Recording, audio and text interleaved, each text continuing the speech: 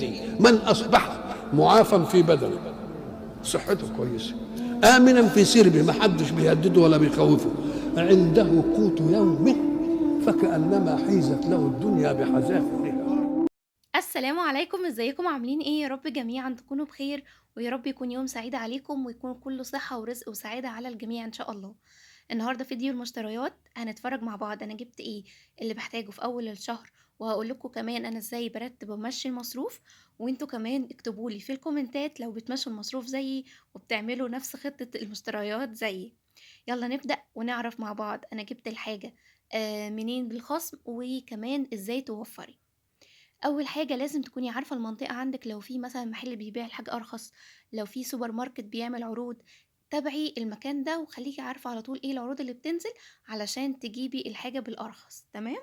طيب، أول حاجة بقى مع بعض طبعًا دي المكرونات، ودي الأساسية اللي بنجيبها كل شهر. بتجيبيها بقى أنواع على حسب أنتِ عايزة الكيس كيلو والّا 400 جرام، أنواع اللي بتحبوها إيه. المهم العرض هنا كان إيه بقى، كان الكيس ب12.5 بدل 14 جنيه، فده كان عرض حلو جدًا، هتوفّري في الكيس جنيه ونُص. برّه في المحلات عند العطارين بيبيعوا الكيس ب14، المَلِكة أو حوّا. فأنا باستنى الكازيون أول ما بيعمل عرض، حتى لو أنا مش محتاجة أوي، باروح وباجيبها واشيلها، علشان طبعًا المكرونة ما بتخسرش، أي بيت بيحتاج المكرونة دايمًا، تمام. أنا بقى هنا جبت 3 أكياس مقصوصة اللي هي الخواتم، و3 أكياس مرمرية، وكمان الإسباجيتي. الرز بقى هنا أنا مش باستخدم الرز الأكياس الجاهزة، باستخدم السايب ده، وده أنا يعني باجرّبه كتير من السرجة وباتعامل بيه حلو أوي، وفي نفس الوقت الرزاية في السِوَى بتكبر كده وحجمها بيكون حلو. الكيلو منها ب30، تمام.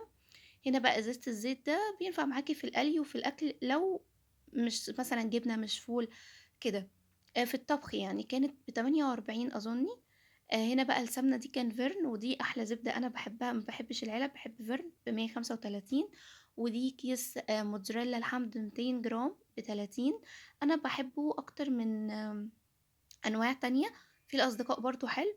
بُصّوا بقى الدقيق ده تحفة، معاكِ لكل الاستخدامات، إذا كان في الأكل، حلويات، كيك، بيتزا. بُصّوا كل الاستخدامات حلو جدًا، وكمان سعره حلو 19.95 قرش، وده عليه عرض، لإن أحيانًا بيكون نازل ب25، بس النهارده كان عليه عرض في كازيون، وأنتم برضه ادخلوا كازيون لو جنبكم وهاتوا منه. بسرعة كده الشعرية كانت بكام؟ سايبة الكيلو ب24، والبقسماط ده bread way حلو جدًا، بقسماط ناعم معاكِ في البانيه، تاخدي منه برضه في الكفتة لو بتعمليها، فحلو أوي. الكيس نُص كيلو ب18.5 أو ب19 جنيه.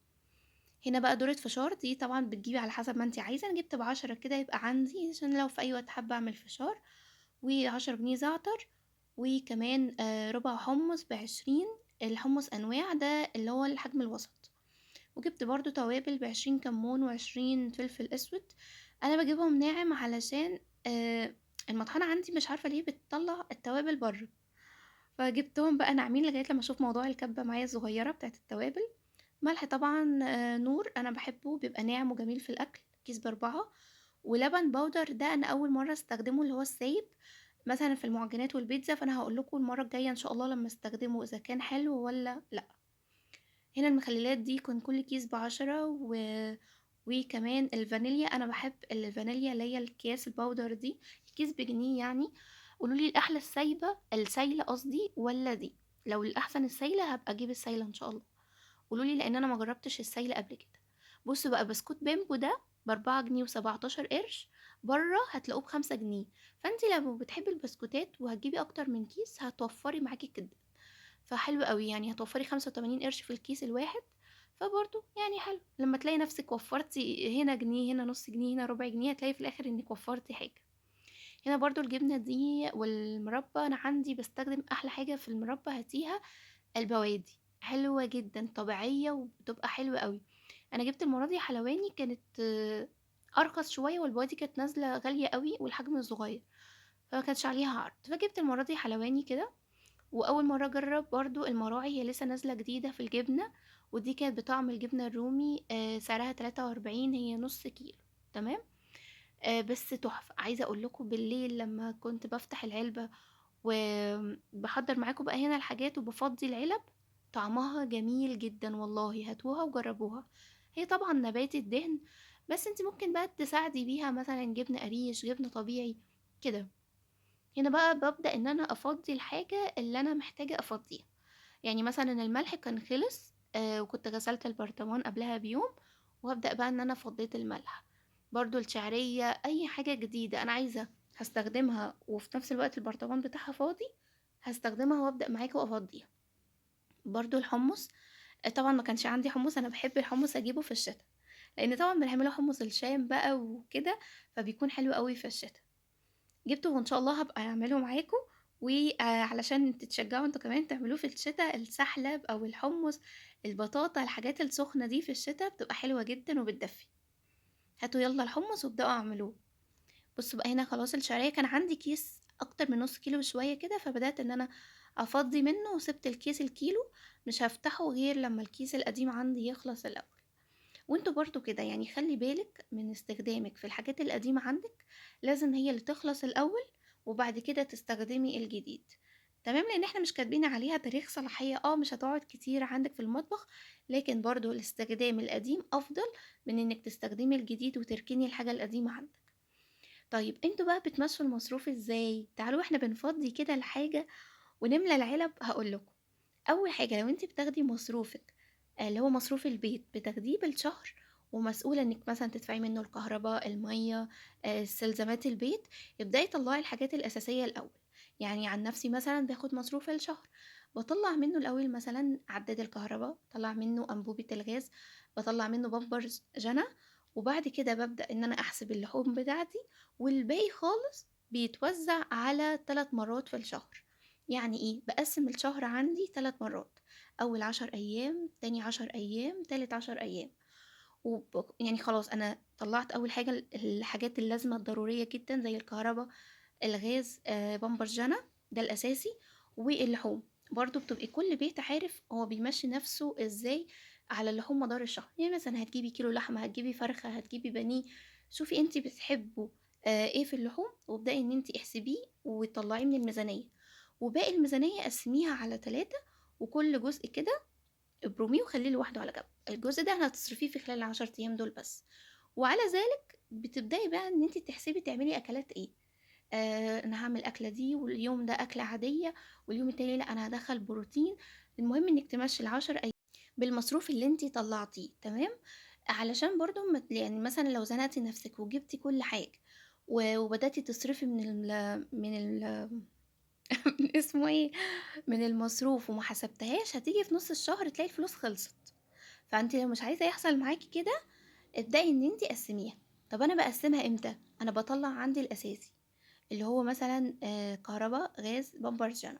تاني حاجة باطلّع أساسي اللي هي اللحوم، أنا عارفة أنا باجيب إيه لحوم في الشهر. تالت حاجة بانزل كده باجيب مكرونات، رُز، توابل لو محتاجة، حاجات أساسية أنا باحتاجها وعارفاها إيه اللي باحتاجه كل شهر، تمام؟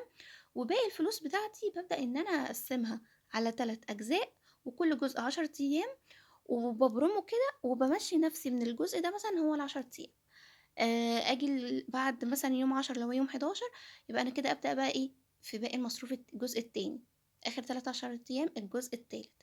أحيانًا الحمد لله مصروف بيقعد لآخر يوم بيصرف على البيت وما فيهوش أي حاجة، وأحيانًا بارجع أقول لأحمد المصروف خلص يا أحمد معلش، عايزين كذا، عايزين كذا، عايزين كذا.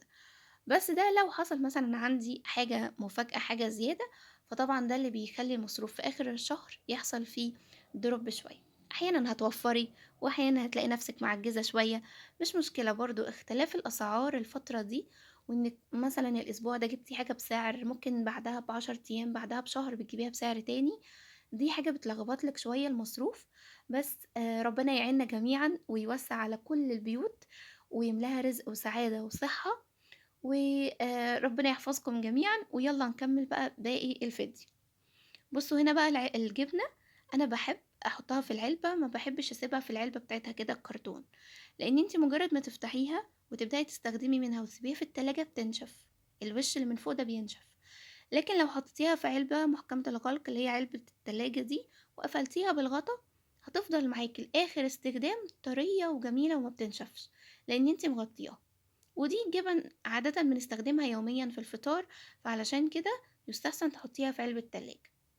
البيض هنا أنا كنت جايبة أكتر، بس كنت باستخدم منه، وكنت على فكرة جبت المشتريات دي من يومين، بس ما حبيتش إن أنا أطلعها وأرصها غير لما كنت نضفت المطبخ وخلصت الدنيا، علشان أرص الحاجة على نظافة وتكون المطبخ عندي هادي ونضيف.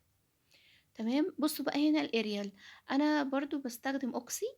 اوكسي بنسيم الشرق حلو قوي، والريحه فيه بتفضل ثابته شويه. بجيب الكيس الكيلو، احيانا بيفضل مني شويه في اخر الشهر، واحيانا ببقى عايزه تاني كيس صغير عليه.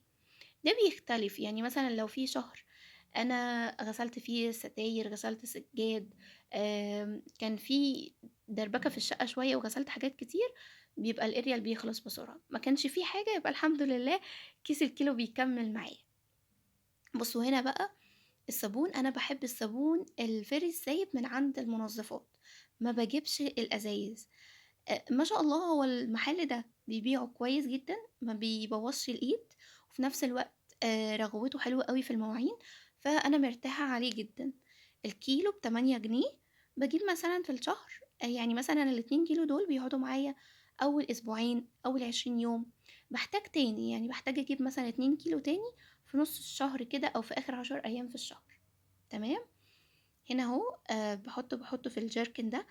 لو الصابون عندك بيغير من ريحته، يبقى انت جبتيه بريحة، وبعد فترة لقيتي ان ريحته اتغيرت، يبقى انت ما بتغسليش الجيركن بتاع الصابون. خلي بالك، لان انت كل ما بيخلص وتحطي عليه تاني وتحطي وما بتغسليش القديم ده، ممكن يعفن معاكي او يبوظ وريحته تبوظ، لان كل حاجة ليها مدة صلاحية. تمام. حتى الصابون ومحطين فيه مواد كيميائية، وحاطين فيه جليسرين، حاطين فيه رائحة وحاجات، كل الحاجات دي ليها صلاحية بعد الفتح. فعلشان كده جيركن الصابون لما يخلص معاكي اشطفيه كويس، وبعد كده حطي الصابون الجديد معاكي. تمام. طيب هنا بقى بصوا الشنط دي، اوعي ترمي الشنط. الشنط دي بتبقى مهمة قوي، استخدميها معاكي بقى اعزكم الله في الزبالة. وانت واقفة في المطبخ وبتعملي الاكل، خلي شنطة جنبك وحطي فيها كل يعني الكمام اعزكم الله بتاعت المطبخ وبتاعت الاكل. في الباساكت انا ما بشتريش شنط، يعني الحمد لله لما بشتري بامبرز جانا بيجي معاه الشنطة اللي هي السودا الكبيرة، فدي بخليها للباسكت الكبير بتاع المطبخ، واي شنطة كبيرة بخليها الباسكت بتاع المطبخ الكبير. لكن الشنط اللي زي دي بخليها دايما للزبالة اليومية، اللي هو مثلا كانت حاجات النهاردة فالصبح هنرميها، مش هنخليها طبعا في البيت. فهتوفر معاكي جدا، بالذات ان الحاجات كلها بتغلى، حتى الشنط غليت. هنا بقى قلت ايه، احنا نخلص الفيديو على كده؟ لا، احنا نفرز حاجة. ما هو لازم نفرز حاجة في اي فيديو. اي فيديو لازم نضيف حاجة للفريزر، علشان ايه؟ الفريزر لما تمليه بالخير هتحسي دايما وانت في الوقفة في المطبخ انك فرحان. الحمد لله عندك صلصة، عندك بصل، مش لازم لحوم، مش لازم والله يا جماعة. خضار، فاكهة، مثلا بصل، طماطم، توم، اي حاجة، بليلة، اسلقي بليلة حطيها في الفريزر. الحاجات دي لما بتشيليها في الفريزر بتعمل لك بركة قوي في المطبخ. انك الصبح صاحية مثلا مش قادرة تعملي فطار، فهتسخني بليلة، طلعي كيس بليلة من الفريزر وحبة لبن وتفطري بليلة. عملتي اكل، تاخدي كيس صلصة من الفريزر مع برضو بصل انت حطاه في الفريزر متخرط ومتقطع، تاخدي منه قطعة. فلفل، خضار انواع بقى. عندك الشتا وان شاء الله داخل علينا ويدخل عليكم ويدخل على البيوت المسلمين والبيوت العربية كلها بالخير والبركة. عندك السبانخ والسل والقلقاس، البسلة، الفاصوليا، كل الخضار ده في الشتا بيكون احلى وكمان أطعم. فإن شاء الله هنبقى نفرزه مع بعض، وداخل علينا رمضان، ربنا يبلغنا جميعا رمضان لا فاقدين ولا مفقودين، ويكون رمضان الخير والصحة والسلامة على الجميع يا رب، وعلى فلسطين وأهل فلسطين، والنصر ليهم بإذن الله إن شاء الله.